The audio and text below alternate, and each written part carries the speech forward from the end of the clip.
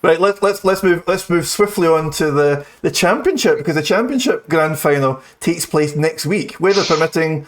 First, it's Glasgow and Poole once again to fight it out, as it was 2 seasons ago.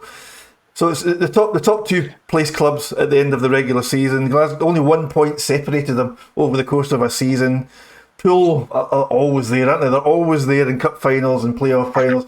Poole, Glasgow. Well, I'm not going to make the long trip to Poole this time around, but next Friday night, I'm hoping that Glasgow have given themselves a chance to land some silverware next Friday night. Nigel, you'll be aware of the current Poole team and the Glasgow team. I'm sure you might have seen them on BSN or something like that. Any thoughts about the championship final, Nigel? You've been actually quite praiseworthy of Glasgow this year. You've said on 360 no one can beat Glasgow. I still am tonight, Derek. But tell me one thing: is NIGEL riding? He will be there. Of course he will. Yes. Well, will he? Because he sometimes comes, sometimes doesn't. He'll be there. Listen, if I've got to go to Denmark and drive him there, he'll be there. Yeah. Good. I hope so, because I think if NIGEL's there and he's right, the bike's right, because I do hear different stories of the bikes. If everything's right for NIGEL, I think Glasgow will win. I like it. I hope Glasgow will win. Thank you, Nigel. But I think it'll be a terrific 2 nights of racing, won't it? It should be. Absolutely cracking. Listen, you could never write Poole off. Do you know? I was actually confident. I said that Poole would go to Redcar and win on Sunday, which they did do. That's such a strong side. Yeah. It will be 2 absolutely cracking meetings with 2 top class teams, and there'll be nothing in it, I doubt, at the end of the night. At the end of 30 races, nothing in it. Gosh, Nigel, listen, the semi. I'm still in counselling after the semi-final. It was too tight and too stressful. Robbo, listen, you'll have a big appreciation for Poole and Glasgow, respectively. Any views on the final next week, Stuart?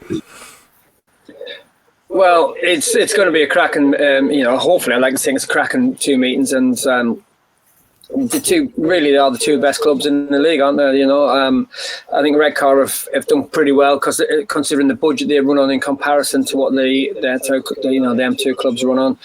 I'm looking forward to that, and I hope I can get some kind of viewing. On it. I'd like to be able to watch it, because this should be extremely good meetings, and 2 equally matched teams, 2 very good clubs, very successful clubs.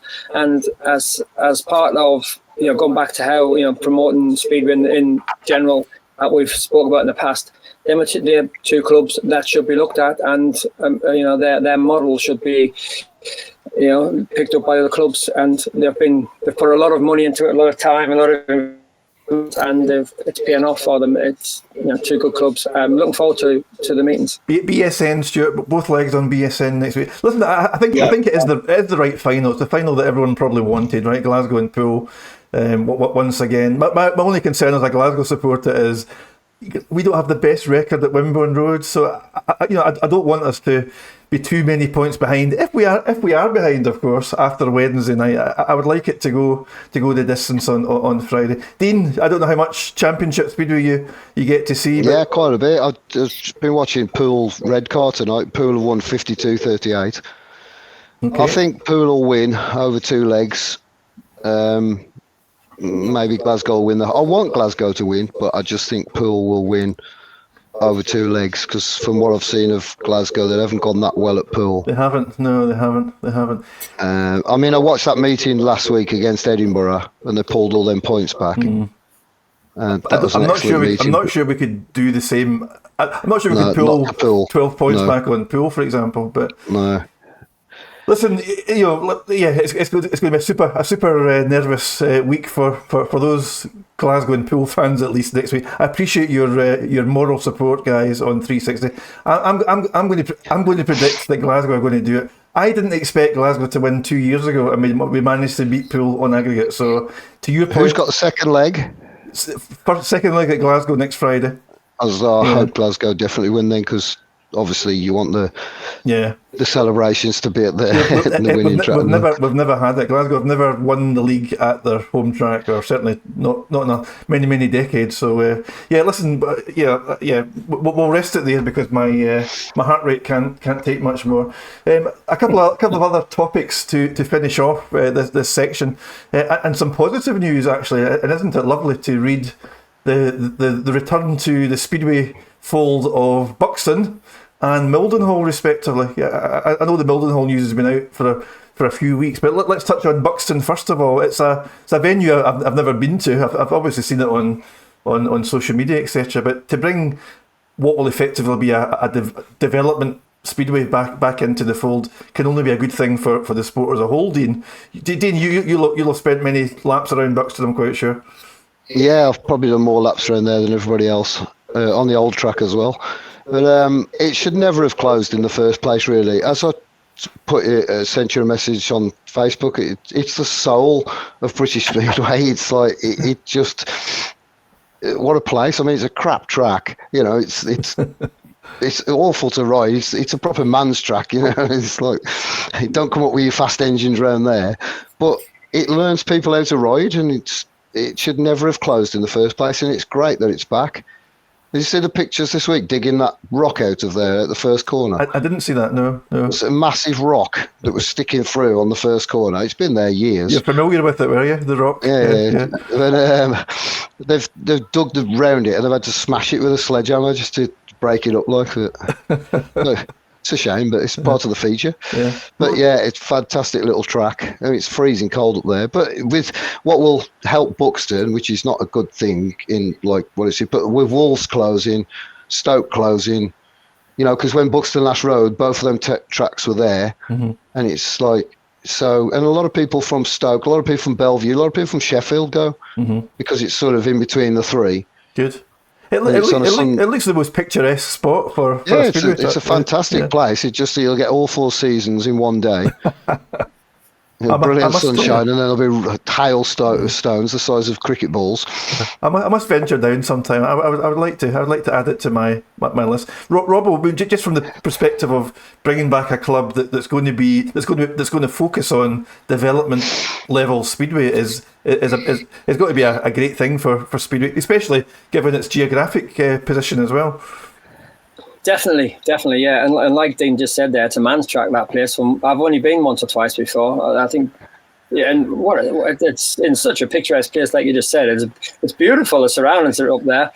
But yeah, if you can ride that track, you'll be able to ride anywhere. You know, it's definitely a track. From what I remember, it had sort of relatively not long straights, but in comparison to how tight the corners were, you had to be able to make sure you could get around them. You know, so it teaches people how to turn, because that's what you need to learn. You need to know how to turn the bike rather than going to like a big track like say Bellevue, for example, where anyone can ride. You know, you just hold the throttle open and the bike just takes you around automatically. Somewhere like that, there you have to learn how to ride the track. It's throttle control, it's balance on the bike, it's body position, it's a bit of everything. So yeah, first and second corners downhill. Yeah, well, there you go. Third and fourth is uphill. So that's how difficult it's going to be to ride. So, like I just said, if you can ride around there, quickly, you'll be able to ride anywhere. So, great type of track to learn. It's definitely, in my opinion, you should learn to ride on tracks like that initially, because that teaches how to turn the bike. It teaches the control of the throttle and control of the bike in general. You need to be able to take the bike where you want it to go, not where the bike wants to go. Okay. So, yeah, 100% a good thing. And wouldn't you love to fly Bartosz Marzlik out and show him, give him a bike and I'd love to see him around there. Yeah, to be honest with Bartosz, I think he'd get around there no problem at all. He is the exception, isn't he, of the Poles? There's not many of the Poles like him, and he is the exception. I think he would a couple of laps and he'd have it dialed in.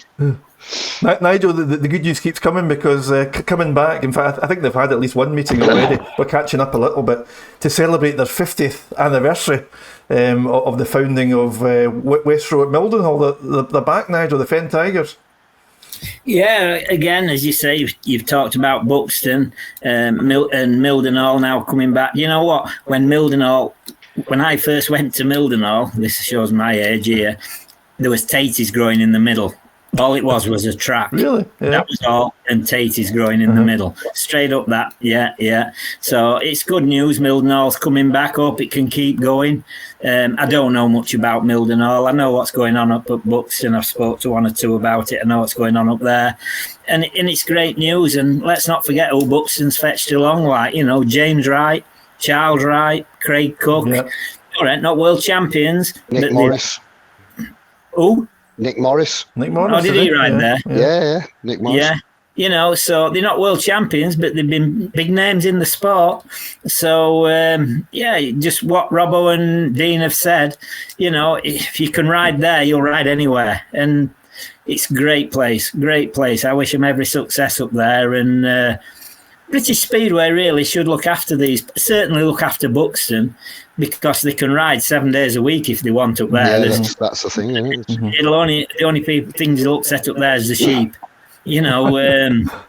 So British Speedway ought to really look after that and use that to train the youngsters. It's worth its weight in gold, isn't it, Nigel? It is. You can go 7 days a week there. Brilliant little place. Let's look after it and use it.